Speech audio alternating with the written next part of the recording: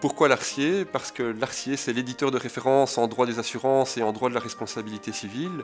Il y a eu dans les années 1950-1960 le traité de la responsabilité civile de Roger Dalck. Il y a eu les précis en droit des assurances du professeur Fontaine.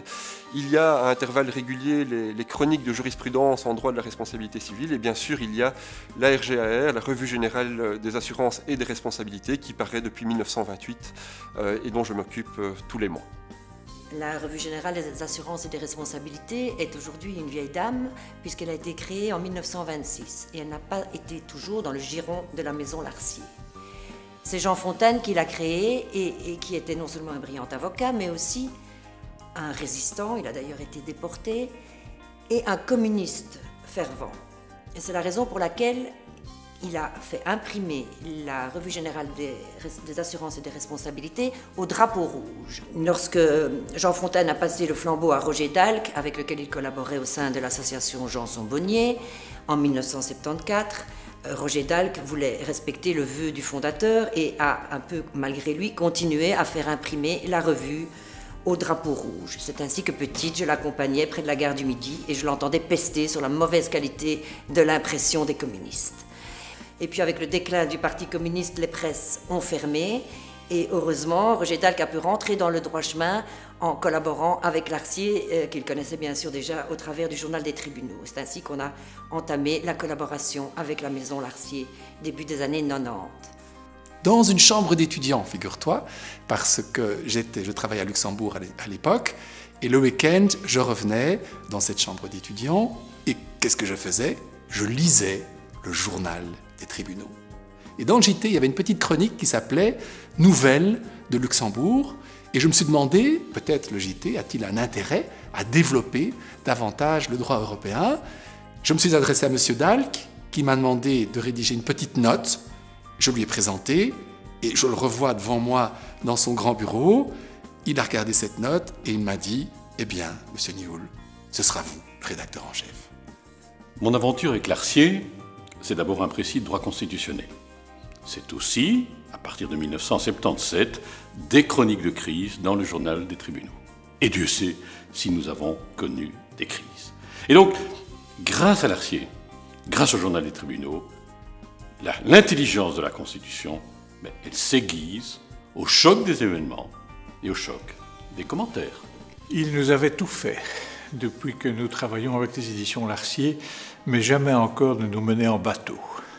Alors l'occasion de cette traversée lointaine et dangereuse pour ceux qui ont le mal de mer me permet tout de même de resituer les choses. On fête les 175 ans de Larcier. Ça rajeunit particulièrement le comité de rédaction du journal des tribunaux qui se trouve pour la première fois depuis longtemps jeune, parce que nous n'avons que 133 ans. Mais ça fait 133 ans de bonne et heureuse collaboration dont nous nous réjouissons et dont nous sommes sûrs qu'une journée comme celle d'aujourd'hui augurera parfaitement pour le futur. La collaboration répertoire notarial de la maison de Boucle-Larcier ne date pas d'hier, elle date de 1960. Depuis lors, beaucoup d'eau a coulé sous les ponts.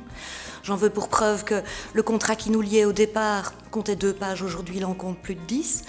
Beaucoup de choses ont changé. D'un seul législateur, nous sommes passés à 4 voire 6. À cette époque-là, la liseuse était une petite lampe et non pas une tablette numérique.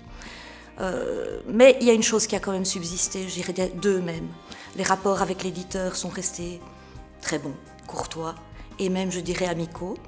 Et d'autre part, les directeurs scientifiques, c'est-à-dire Jean-Louis Van Boxtel, Frédéric Georges et moi-même, demeurent plus que jamais désireux de garder à la collection sa qualité scientifique.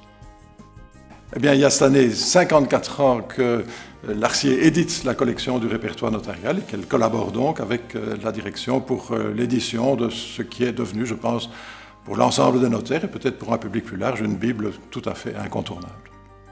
Quand on parle Larcier dans le monde notarial, tout de suite on pense au répertoire notarial, c'est évident et c'est vraiment la Bible pour tous les notaires. On pense aussi de plus en plus, grâce à l'informatique et aux moyens qui ont été investis par Larcier, à Stradanote qui est vraiment l'instrument du quotidien non seulement des notaires mais aussi de leurs collaborateurs. Stradanote qui nous a vraiment permis au niveau du notariat de passer à l'ère informatique, à ce qui nous tient beaucoup à cœur, l'e-notariat en matière matière de documentation et d'information juridique. Et pour nous, ça a été vraiment un grand pas en avant.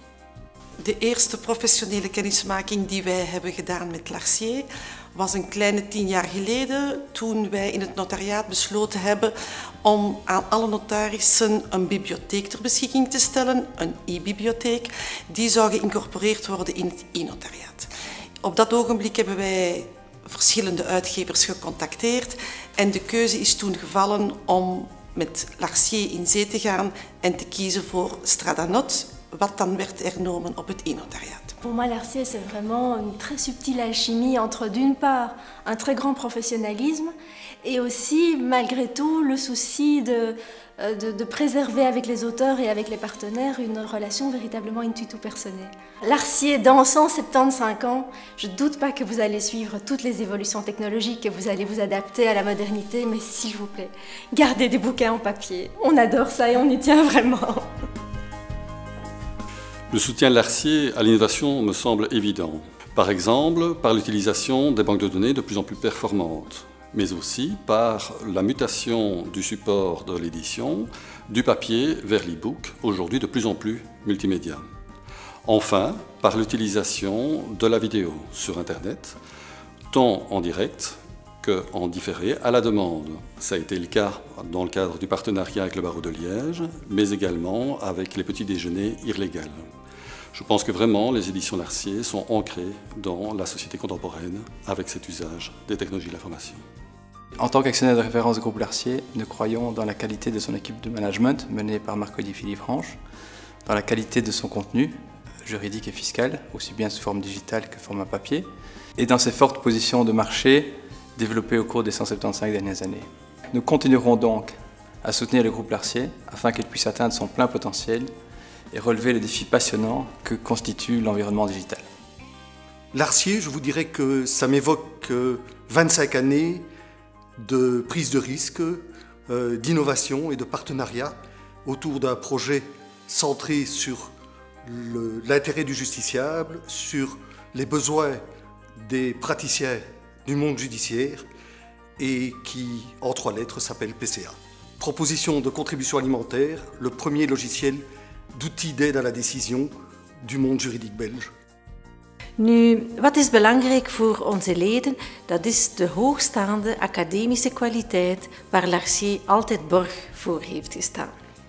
En waarom gaan we nu met Larcier in zee voor het geprivilegeerd partnership in 2014? Wel nu, Larcier ziet net als het instituut in dat op een andere manier informatie moet worden doorgegeven en dat eigenlijk veel meer kennis moet gedeeld worden.